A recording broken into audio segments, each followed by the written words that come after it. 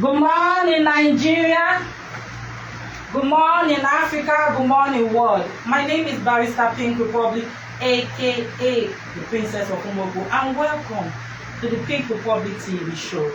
Today, I will not lie to you, I'm not happy. A lot has been going on in Nigeria. Yesterday, the news was all over that the Queen of Rock, she passed on at the age of 83. People don't know who is this lady. Her voice, she's golden. You sure when I even saw the announcement yesterday, I was like, yeah, for a long time they've been talking about that she's been ill. And she picked up residency with Switzerland for a very long time. Tina Turner is not somebody that most of these Gen Z, I'll call them Gen Z, people born from 2000s, might not really know Tina Turner that much. Because why? There's a difference between being born at a particular age and the person's music being played to you for you to understand who is this person.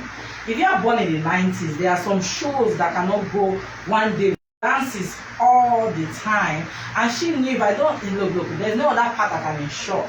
You see these legs? It will take me far. My heart goes out to her family, because let me tell you, even if you're 120, you just don't. We are back on the back. So sorry for the break in transmission. I on the other data, and because of this other data is in different arrangements. So, but you know, we connect ourselves. Yeah, whereby if I on this one, it might service this one. So later I on the data from here, to knock off the main data that is So what I was trying to say is that this life, no matter how rich you are, how comfortable you are, how wicked you are, nobody lives forever. And today we are talking about widowhood. That is the hot topic for today. But before we call our guest for today, her profile is long and wonderful. I'm going to read it out. But I want us to discuss about a guy. I will not say base, because he went there 2003 and 2002. His name is MD. Because BBC showed him camera, he opened his mouth and said Nigerians are traveling to the UK not because to study, but just to travel and be there. Okay, if that is your plan, that is your plan. But don't speak for everybody. Even the UK that I won't stopping people from coming to study. Your people are here, occupying big positions in so many companies, and their certificate is not even up to what Nigerian certificate and people that are certified. Let's be frank about it. Nigeria, once we don't see white skin, our body will not be shaking. We want to go to this abroad by all means. But the way they treat us, is it not enough for you to package yourself and say, no more? Most of us growing up, we lived abroad. I remember this Apple of 18 when I watched Sesame Street. Apple is not for me when I was growing up. But because I will see it on Sesame Street, I was like, oh, they'll say A for apple. And that Sesame Street will do, it will be juicy. I ate it and I fell E. Till they rushed me to hospital. They were like, what did you eat? I ate apple. Ew. A for apple.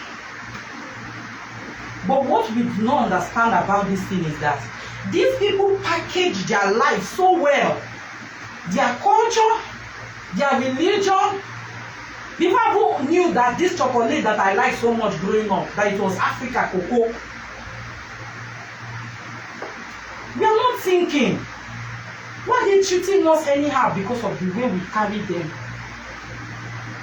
We should be smart about life. We should be smart.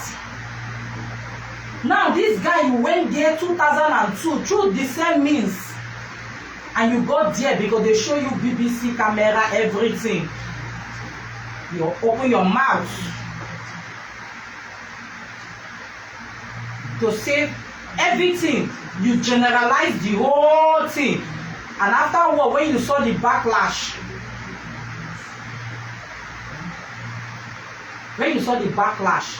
you are putting video. Let me tell you, the video no sweet, because I've been reading people's comments. Oga, I beg you, don't come to Nigeria for the next 5 years, for people are not happy with you.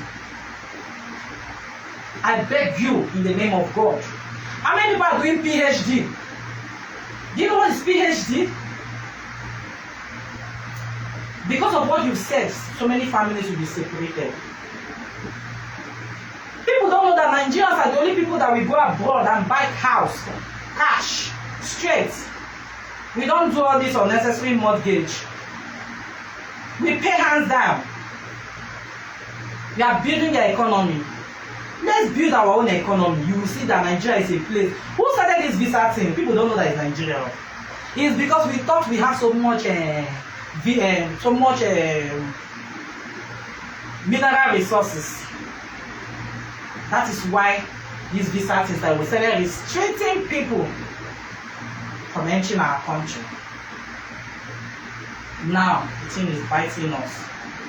Let's also talk about Nigerians that are disgracing us. The same UK, a man impregnated his wife, which is good, but he did not stop there.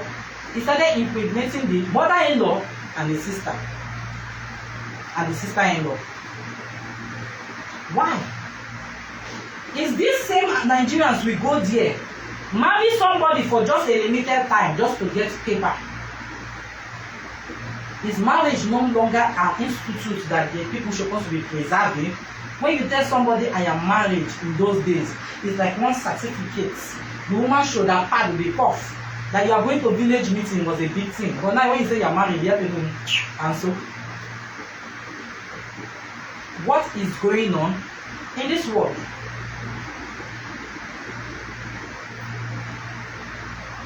Women are always the target of a lot of things.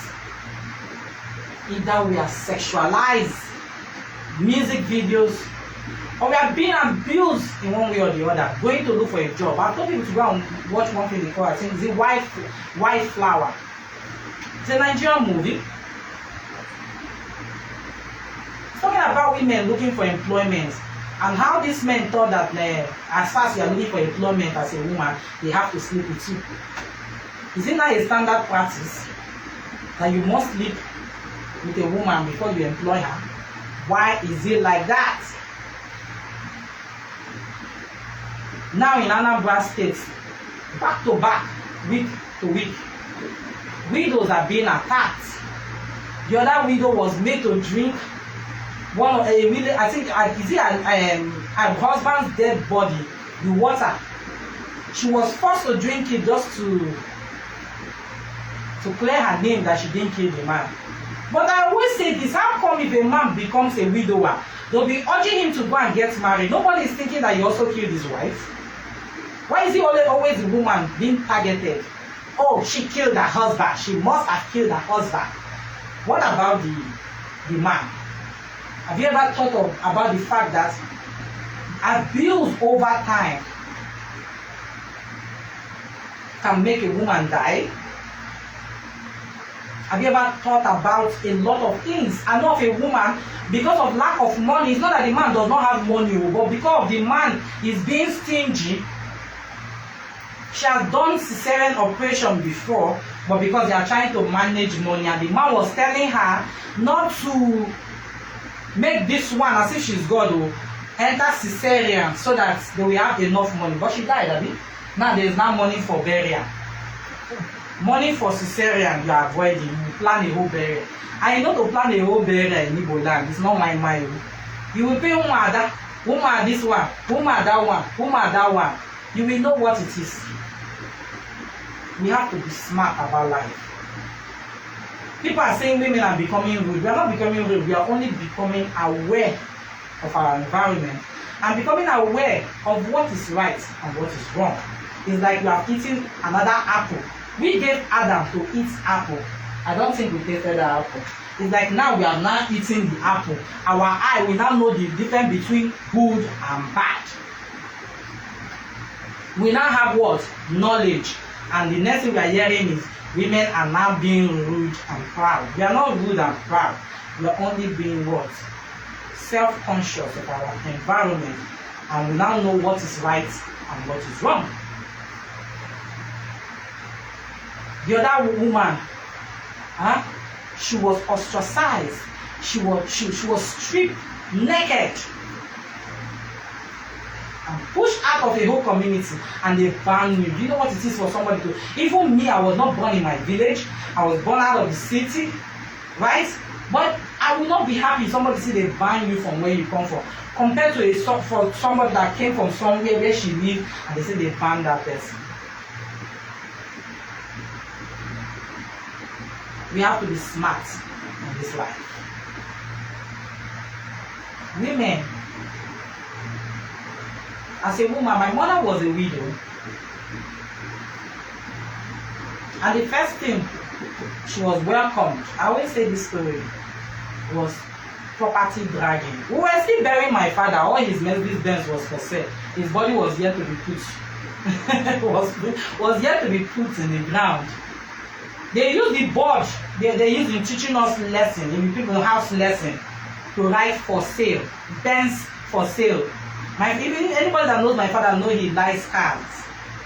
In those days, for you to have different color of Benz, you can just imagine when they say billionaires, people don't know that billionaires exist back then. They put the white color of Benz for sale and they put the blue color of Benz for sale. The other cars were not put for sale because they knew that before you sell all those choice kind of cars, you have to look for specific buyers, people that have money to buy those kind of cars. But as a small girl, hearing those kind of things did not make me love my uncles that much, because why would they want to treat somebody? Anybody that knows my mother knows that our house was like a one-stop.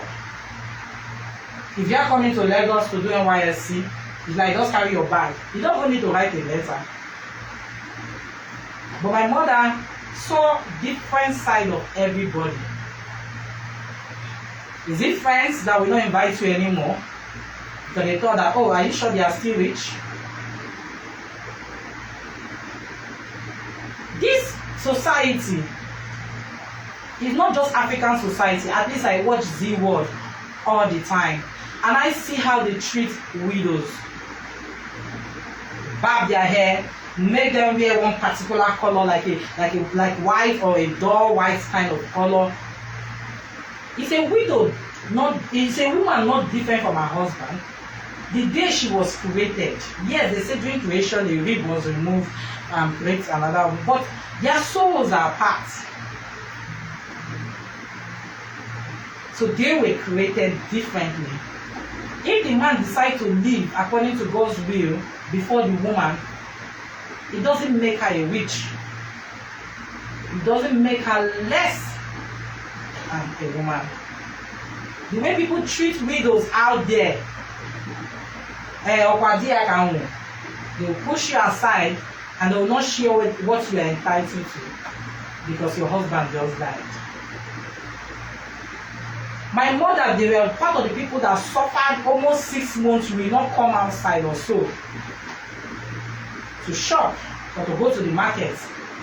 Not minding that my mother was working for the government. Thank God, the government, the military government then, was somebody that knows my father. Maybe she would have lost her job. The president then was a very smart guy. He knows my mother very well. So he knew all this cultural thing.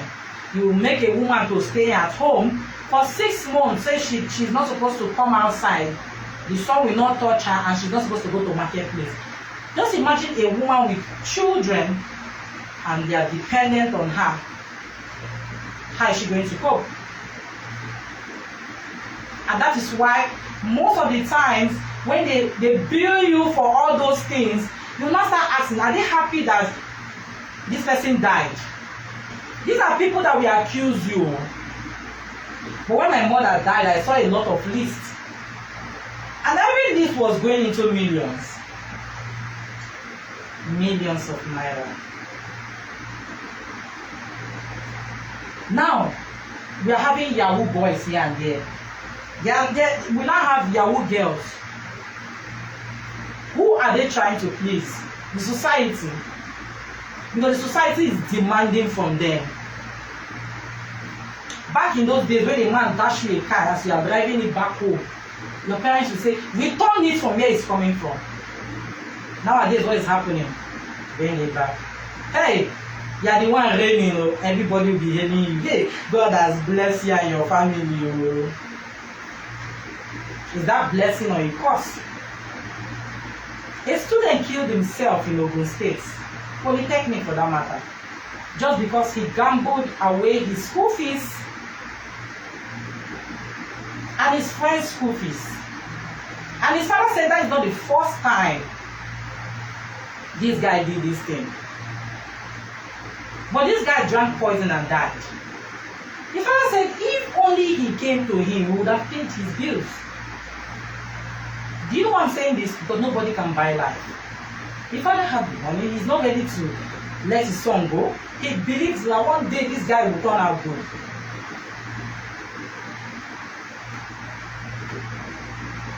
Suicide is not like the order of the day. Our men and women are now marrying themselves outside the country. Yesterday, the news broke. Nigerian man marries his partner, is another man in France. Last week, it was another 2 Nigerian women tied a knot in the United States. Once upon a time, this was not our society. I tell people that back in those days, the marrying of another woman in the Igbo culture is when a woman, her only son dies without procreating. She will marry another woman so that that woman will be giving birth for her. And those children will bear the name of that her son. It's not that she's marrying that woman for herself. Do you know how it happens? You understand? And they will take care of that woman they married like that. But what is happening? The world is turning like this, upside down. And people are forgetting the fact that God destroyed Sodom and Gomorrah for a reason. Because of this unusual behavior. If you are watching me live, I want you to take out your time and wonder what is an unusual behavior. An unusual behavior might stem out from a bad habit. And when you don't stop that habit, you move to step 2. It's just like a game when you play on your phone or PlayStation. And that is what we are seeing around the world. Man marrying man, woman marrying woman. With time, this world might be extinct because the women that are willing to marry the opposite sex to procreate might not be available anymore. It will be machine procreating for us. And that is where our parenting skills will be put to test. What can a man and a woman teach a child? And what can a man and man teach a child? And what can a woman and woman teach a child? Today I'm not happy because a lot of gist is out there. If I treat everything, we might not go. But I want us to pay attention today to our guests because I want to bring that in. And a lot will be discussed about widowhood, and who is a woman and who is a widow. I want to read her profile, so pay attention to help you. Ambassador Dr. Mrs. Unyime, I hope I got the name. Unyime-Ivy King is a woman of many parts and diversity, with a wealth of experience that spans several fields. She is first of all a passionate God lover, an anointed scribe who sees her writing as an important calling and ministry, which enables her function as an influencer and change agent in the society. A co-founder and builder with her late husband, Dr. Umbong King.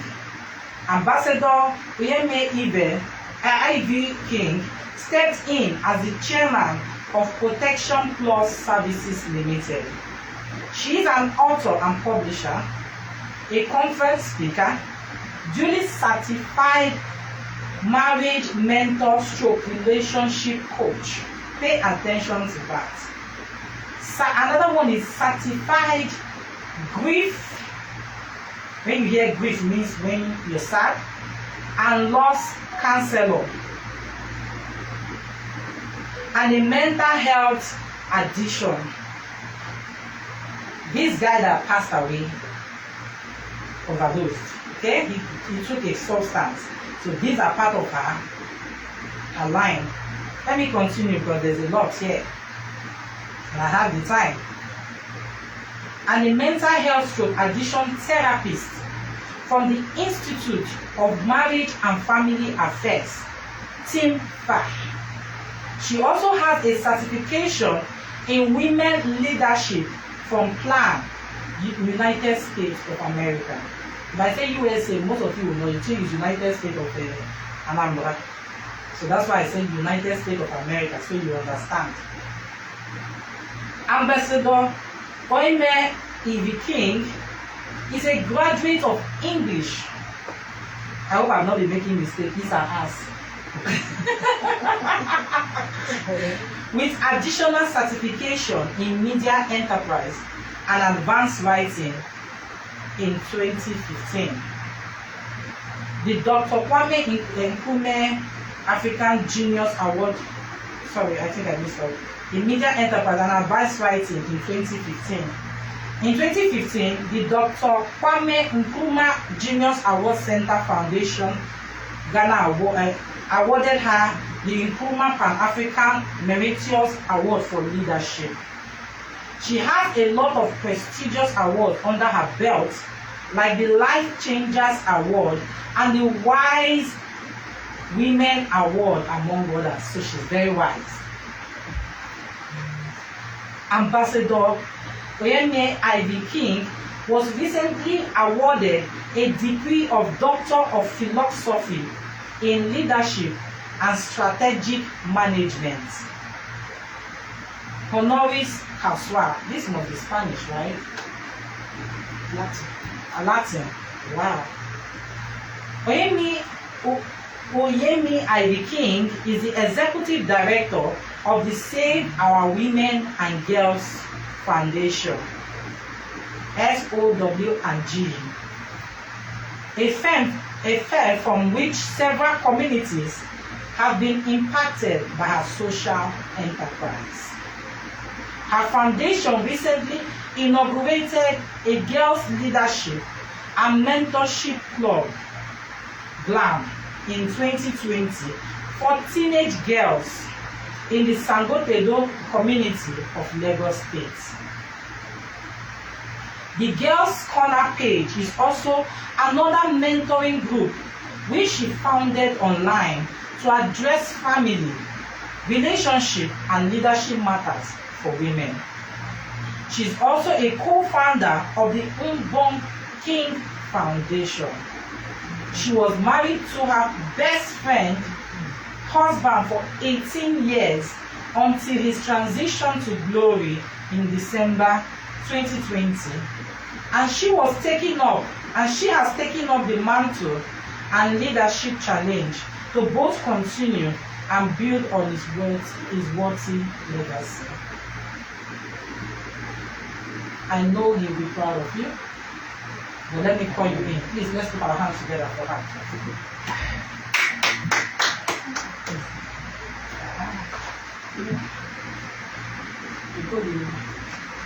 Okay. Let me be the one that matches your clothes. Pink. No, this one is red. You like red a lot. Okay, wine. Oh, wow. You're welcome. Thank you very much. I know I've been pronouncing your name, especially the Unyime, wrongly. Maybe they should hear the pronunciation better. Unyime. Unyime. And Unyime means by the agreement of God. Is it Edo? No, it's a fiber. Are you serious? It's not Yes. Edo. No, it's a fiber. But I'm sure most people must have said Yeah, it. I've heard that from so many people. Okay. So I would like you to put the microphone at least a little bit closer to it. Okay. So that it will be audible. Okay. Today our hot topic, we're talking about widowhood. Thank God you are a certified grief expert, right? Do I use that? I'm still learning. You know, in the Middle East, let me digress a little. In the Middle East, they have association of monarchs, whereby if you know that people are not going to cry enough at the burial, you pay them money to come and cry well for you, all that drama. and they cry. Even you said if you are not moved to cry, you start crying. So yes, so it is also interesting to know that we have somebody that is ready to listen to people like a therapist, what they've been going through. So I would like you to introduce yourself and tell us who is a widow. Okay, thank you very much.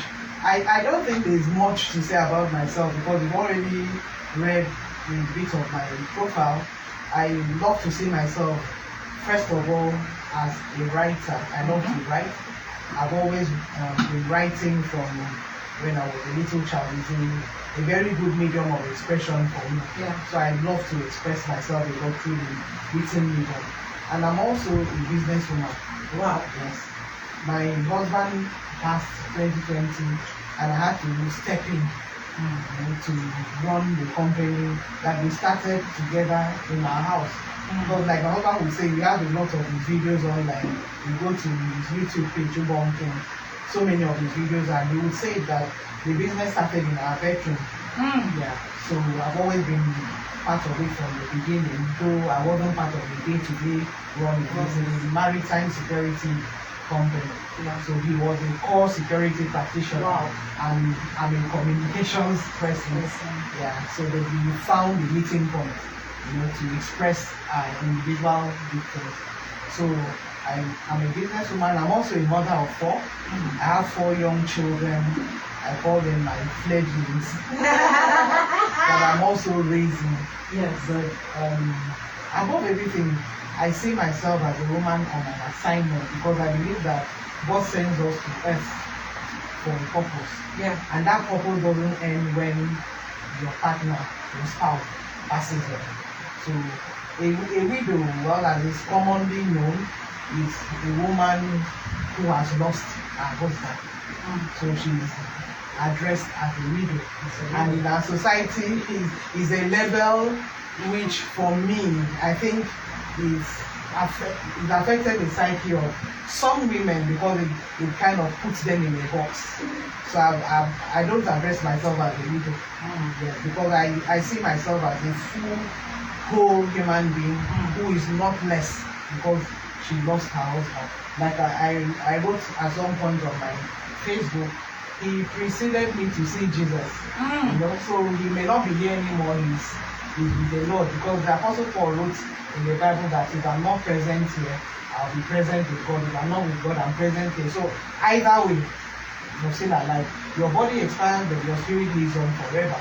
So those are the terms that I don't address myself by. I remember a particular incident that happened shortly after I was sharing a lot on my Facebook, and I wanted to write something that now I'm a single mother taking care of my 4 children again, and I felt a very strong check in my spirit. I have a personal relationship with God, so I know how He speaks to me. So when I felt that check, the Spirit of God said to me, how can you write that you're a single parent? You're co-parenting with the God of the universe. Yes, sir. And you're not alone, you're not doing it alone. And for me, that was mind-blowing. It tricked my mindset. So I'm very conscious of the terms that I used to describe myself. I don't like those labels. I feel I'm a full, complete human being, husband or not. Before I got married, I was full, complete, doing my thing. And then my husband came into my life and we pushed life together. and now I'm alone again with the children, it doesn't affect the purpose for which God sent me. So those are my thoughts on that. Now, yeah, I thank God you talk about labor. A woman will die. The man is not a wizard. In short, people will be concerned. How will this man be alone? Yeah. How They will push him to marry. Even on the wedding day, they might even be citing one girl that is even tapping his children, say, oh, that girl will put for his wife on the burial. Yeah. But when it comes to a woman, they will drag her, especially from the eastern parts. They will want to deface her, like all your beauty must end here. Then after they finish that one, they will not sit down and say, this man is healthy. He walks, he wears clothes. How come he died? This woman must have killed him. They will not stop there. They will proceed in washing the dead body. They will give this woman the water to drink.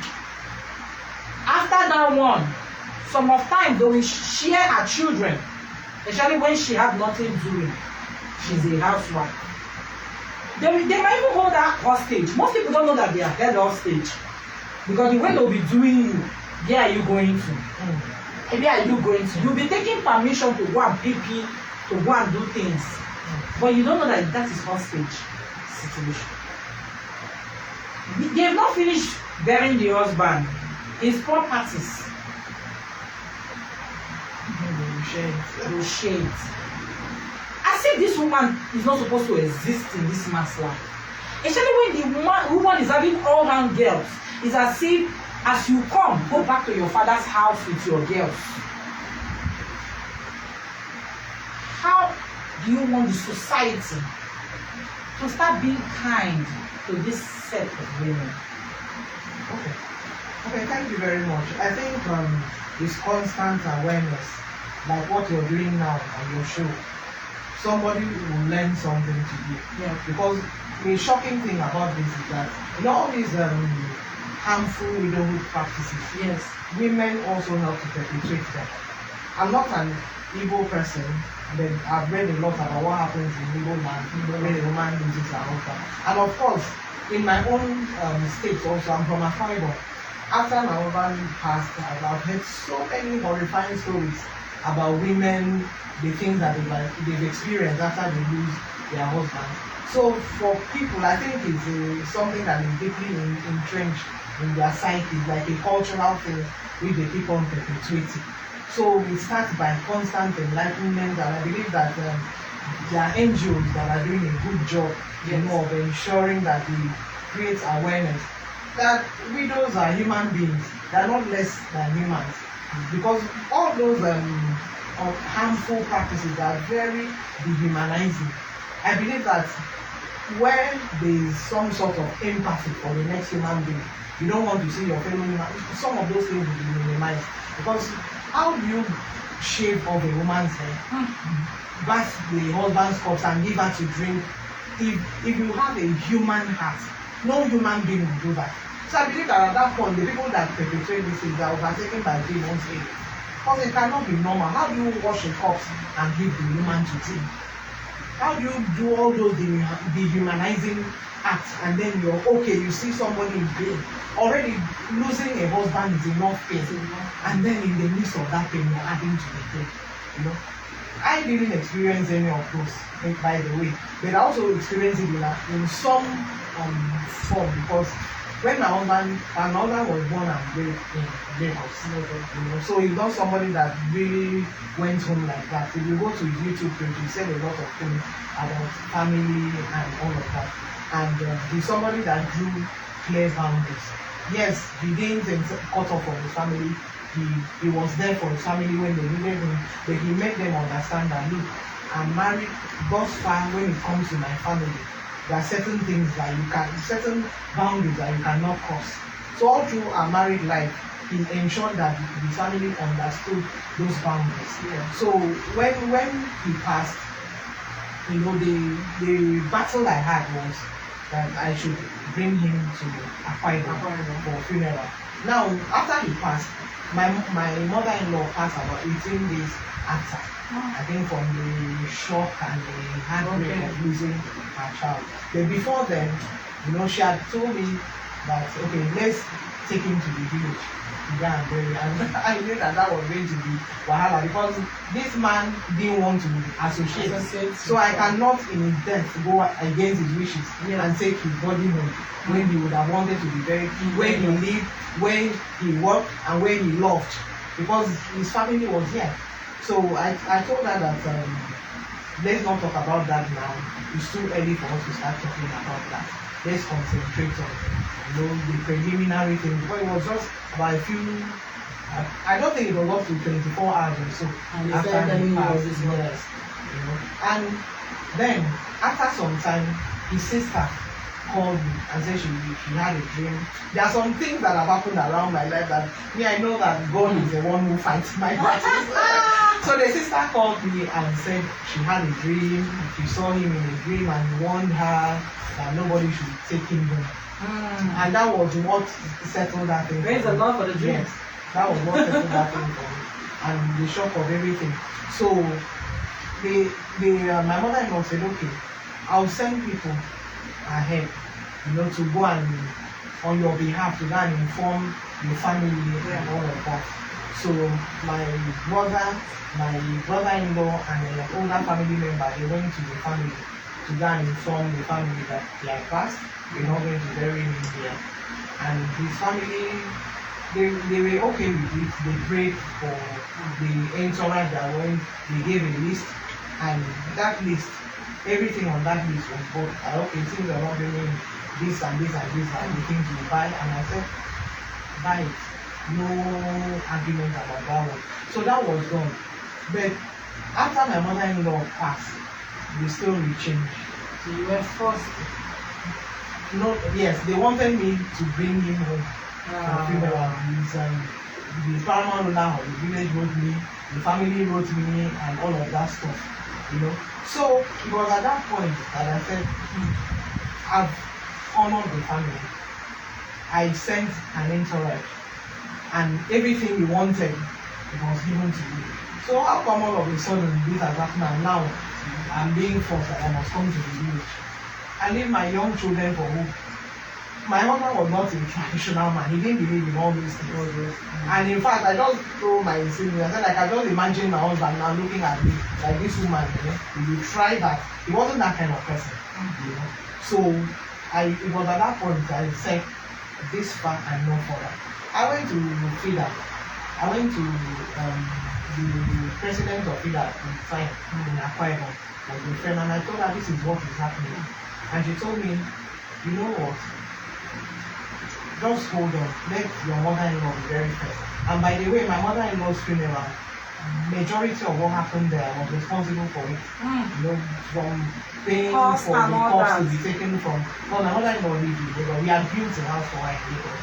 So to take her to Akwa Ibom for the funeral, most of the things that happened at that funeral, I was responsible for it. You know? So after that, they had also written to my pastor. I told my pastor, the family, that he shouldn't get involved in the funeral. They were going to plan it in the village. And I said, village.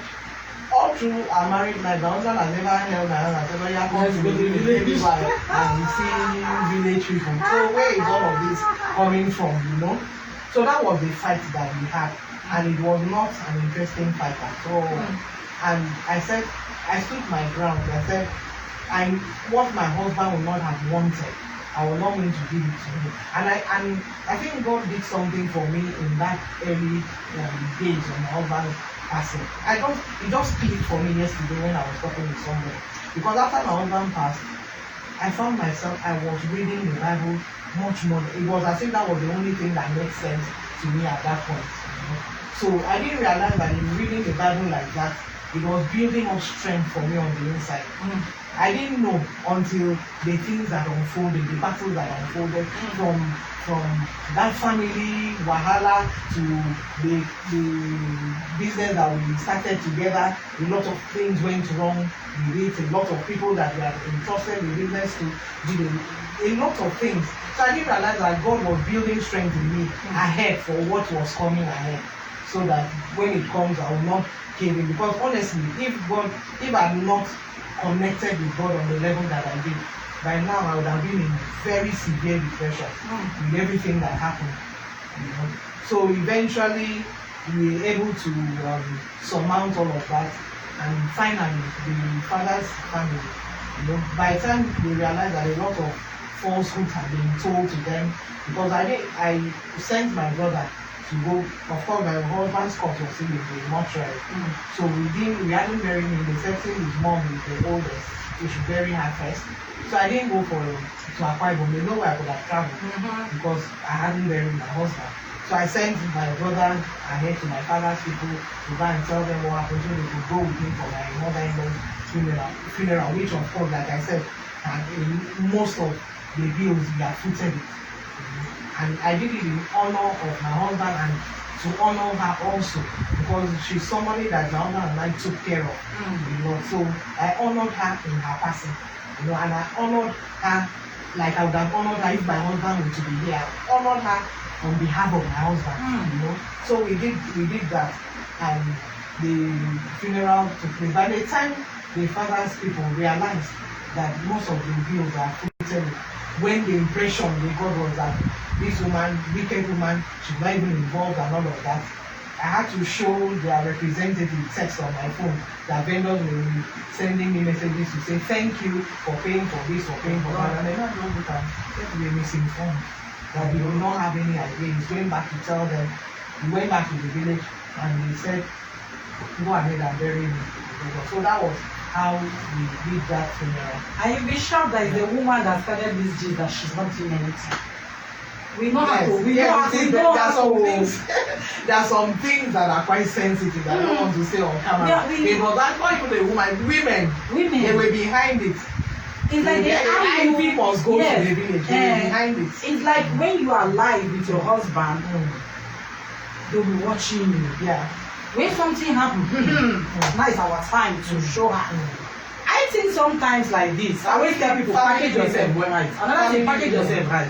Even the way I'm saying you said, I don't think somebody want to treat you. Yes.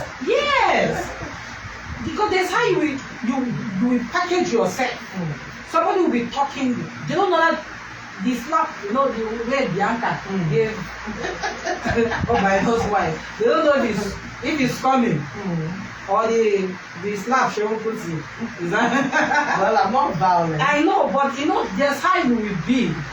Like the way Bianca is now. Her husband died. She we are all from the list. I did not hear that they bow my hair. You don't understand? So she will just be there wearing black. The after head come. So I think another thing is the package surrounding that person. Because I remember very well when they wanted to grab my mother's hair. Her younger brother was in Nigeria and said, no, I will grab her hair myself. And all the women stand back. Because we look around, there are police with guns, everything. Do you understand? Ordinarily, if she was like just alone, you know, say, here, we will grab it ourselves. At least I've seen movies where they try to grab and blood will be coming out. So you know, when I see those situations, I ask myself, does tradition, is it that this tradition is very mean to the women who don't have means? I don't know if you want that to. That is what I'm trying to get to. You know, if you look at you, you are saying that means that very good, they are very exactly. That's what I'm saying. Another thing is the package. They know that this woman, after her husband dead, she's not going to be crying and just she's going to walk. She's going to put herself together. So we too, we have to be careful because we might still want to visit. But when they look at you, you have nothing doing. I know a woman roasting corn. And she told me once upon a time she lived in a mansion. And I asked her, So what happened? She said because she gave birth to girls and she had no education. She stopped JSS 3. There's this standard 3. That's what she called it. Back then, that's what she used, the word. So it's not like our time that we are using JSS. She used the word standard 3 or so. No education, and she was comfortable in her husband's house. The husband was doing well, but her husband was a doctor. Now these people took over everything and closed down the hospital. What did they gain from it? Nothing. So no money was coming in. They took everything from this woman. Now she's roasting corn. That woman is bitter. That is the truth. But because her packaging was low, and they knew this woman was nothing. Now it's my brother that made you something. So they were coming with all the rage. But when you know, they know that you are somebody. Even if you became somebody in the house of the man, but because they know that you are somebody. I've listened to a lot of widows, and I have an auntie that immediately her husband died. All the car keys, she went to park it in the relative's house. All the documents of any of their houses is in one relative house. So even when the husband people came, they saw nothing. And she knew them from time that these people have always wanted to know what the husband bought and what the husband did not buy. So when they came, they saw nothing. And it was a battle that here is our brother's property. So what she did was that she even sold the building she was living and bought another one in her name. So it's no longer your brother's property. It's now my property. But when will somebody go through all that stress? Why? So you are talking about grief. A woman comes to you now. You are the grief therapist. A woman comes to you with all these things I just analyzed. Where are you going to start from? Life can be very, very, very complex. Yes. But I think for me, what I would say, when somebody has passed, I think the first thing is, yes, look for support systems. His family may not support. Most times they don't. Look for support systems and start from there, because there's a time when you need somebody to carry you. You know, when that the death has first occurred, of course you go through the whole emotional pain and trauma and denial, and you're not really yourself. So you need support system. For me, what really happened, I had a lot of support system in my own family. Then, because over the years, God had grown my own homegrown support system. I had my siblings. One of them is here now in the studio. I had my mom. I had some few good friends who literally like sat on the floor, not in the literal sense, you know, but they came, they were there, they were always around me. You know, so it helped me, it helped my children. And then of course, so that's where you start. Get your support system until you get your acts together. You know, they will help you, advise you on the key decisions that need to be taken at that initial time, that when that thing has happened. Because sometimes you're not really thinking straight. So it's important that you get that and put your mind together. I don't know, for me, what really helped me to get through my own grief, apart from the support system, I also had the support system of the Word of God. So that kind of kept my mind sane. If I didn't have that, I think I would have really fallen apart. So I don't really know how people who do not have that relationship with God cope when they have grief. But if that is not present, then I'm sure they have some other means of support. So it's important to have that support system around you, and then you sit down and you talk through the decisions that need to be taken. And one thing that anybody who has lost a husband needs to understand, which I always say, is that the fact that you have lost your husband does not mean you have lost your purpose. Before you became a Mrs., God sent you to this earth like He sent every other person with a purpose for you to fulfill. So the fact that the man died, yes, it's very painful. Nobody can describe that pain for you. But it shouldn't stop your mission. Yes, you may, like I keep writing, you may fall temporarily because of the pain or the grief. But don't stay there. Pick yourself up and start all over, especially when you have children. You cannot afford to let yourself go, because you have a responsibility to take care of those children. And God has promised that He's going to be there with you. honestly, if you focus on a solution, solutions will come. Then you think everything is dark and hopeless, then nothing good will come up. There is always a way out of a dark situation. If you're thinking well, you will not miss, because in the midst of pain and tragedy, there's a lot of positives. There's a lot of good things God is throwing at you. But if you're focused on only the dark part, the pain of losing your husband, you're not going to see the positive things that are around you. Because in that grief, in that pain, there is something that God wants you to use and start again.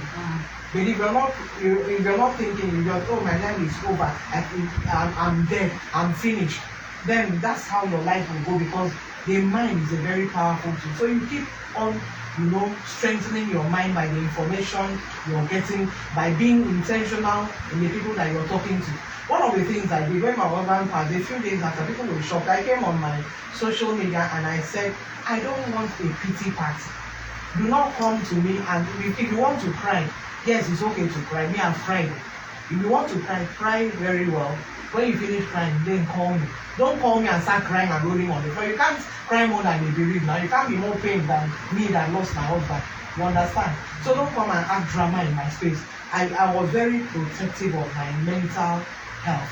I was very protective. And in fact, those few days, I think I was in some sort of denial.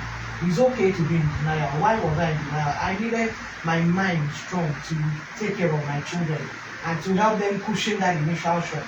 Because it's unfair to expect that the children should be your support system. Yeah. You are the adult, so you should be the one comforting them as the children and all of that. But if you totally fall apart, it will not help the children. So my first thought was, how do I deal with my children? Because I know that they were very, very close to their father.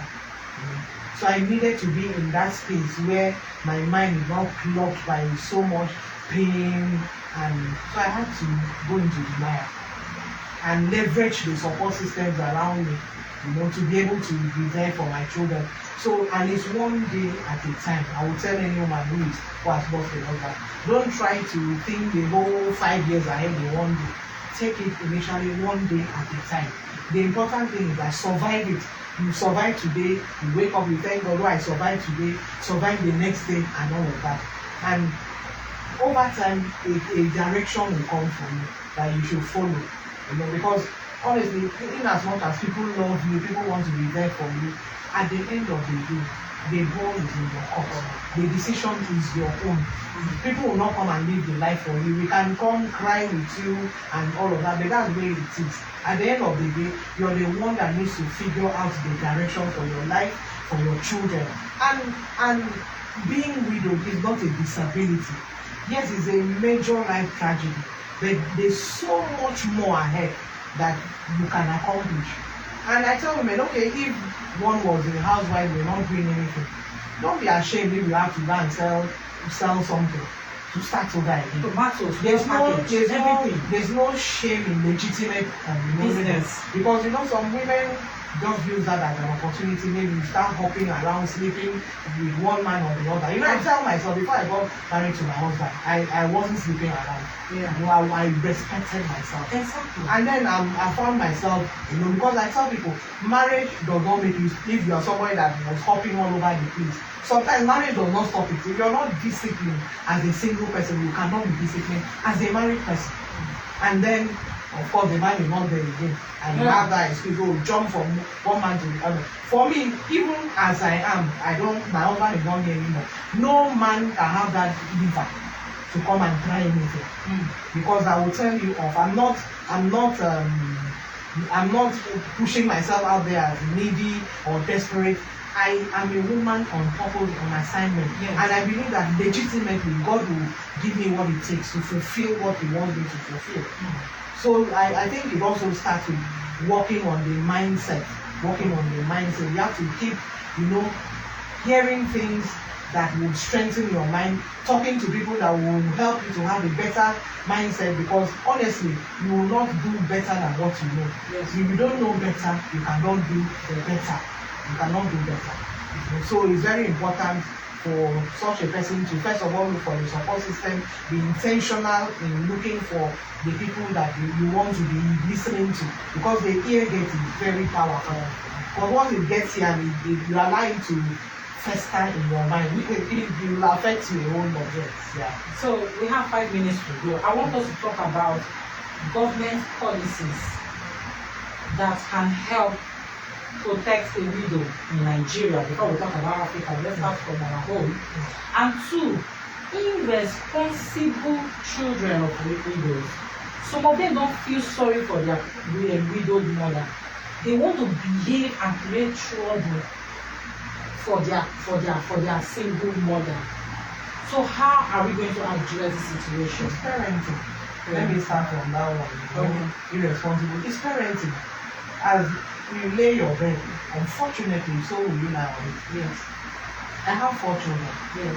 And the way we raise them, like now that husband is not here, I have 1 son who's my second child, and then I have 3 girls. His sister is older than him. And I see my son behave so responsible because my husband intentionally spent time mentoring me. In the last few years of his life, my husband he spent a lot of time with my son. He was always talking to him. They would go out together. There's one time my husband went out with my son and came home and he told me that my son was crying in the car and appreciating him, saying that he's aspiring to be like him. Oh my God. His father is his role model, that he was crying in the car. So a lot of the time when they have those conversations, they will tell me it's mental. So in their father passing, I've seen the values, our own family values, playing out in the children's lives. Because more is taught than taught when it comes to children. You cannot tell your child one thing and do another. There are things that my son has seen me and the father do. My daughter, they see me and the father, the way our relationship, we're friends, we're very close, which was what also really bothered the children. Because they said, now that daddy is not here, how they didn't think I would make it. So my children were very scared from me. So they see how as a family we are out there giving to people. We are out there mentoring people. We are out there helping people. So my husband used to say that our children, I hope that they will not one day sell everything to dash people because they've seen how we do it, So that is what has played out. You cannot train a child in a certain way and expect a different outcome. It's upbringing. So unfortunately, like they said, it's better to train a child than to try to correct grown men. Yes, by the special providence and grace of God, something can happen to change their mind. But by the time they are growing like that, it's already very difficult. So that's where it starts. What you don't want to see tomorrow, take the pains to correct it today, so that let me share a story, though it's not really my story to share, but I think it will help someone. A friend of mine, I was speaking with her yesterday, and she said that her daughter is in boarding. And she said, this girl doesn't call home. She'll stay the whole, she'll hardly call them. And this thing really disturbed her and the other. And they decided to teach her a lesson. How that she only calls them when she needs something. So it was going to be visiting day. So the house mistress called the house parent and said, oh, he's visiting, are you going to come for the visiting day? And the lady said, she's not coming. The husband said, oh, I'm not going for visiting. Then he said later on their daughter called. Oh, mommy, how are you? Blah, blah, blah. They said, fine. Oh, tomorrow is visiting. She said, I know. Then are you going to come in? No. Hey, the girl was shocked. And she said, we didn't go for that visiting. She has to know that even if she's in school. So when we are old, she will not be bothered to be calling us. It was a tough lesson. She said after that day, she said she and her husband, they didn't go for that visiting.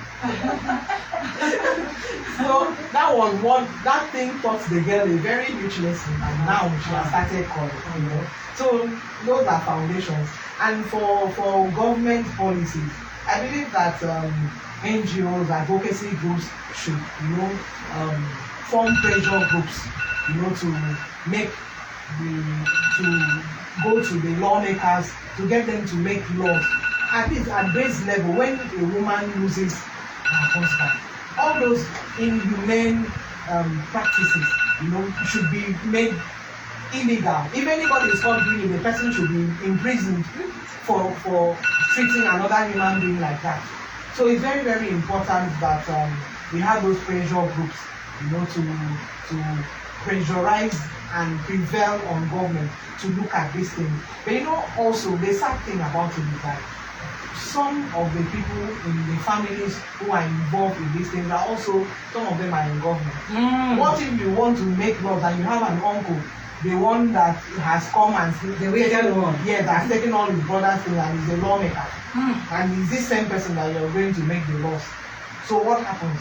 So it's a very difficult thing in our African society, but I believe that it's not an impossibility, that we should just keep creating the awareness and making it an abomination for a woman to be treated that way when her husband passes. Okay, so there might be somebody out there, a widow, that wants to have a chat with you. How will you reach you? Okay, I'm very active on social media. It's the same name everywhere. Unyime-Ivy King on Facebook, Unyime-Ivy King on Instagram, Unyime on Twitter.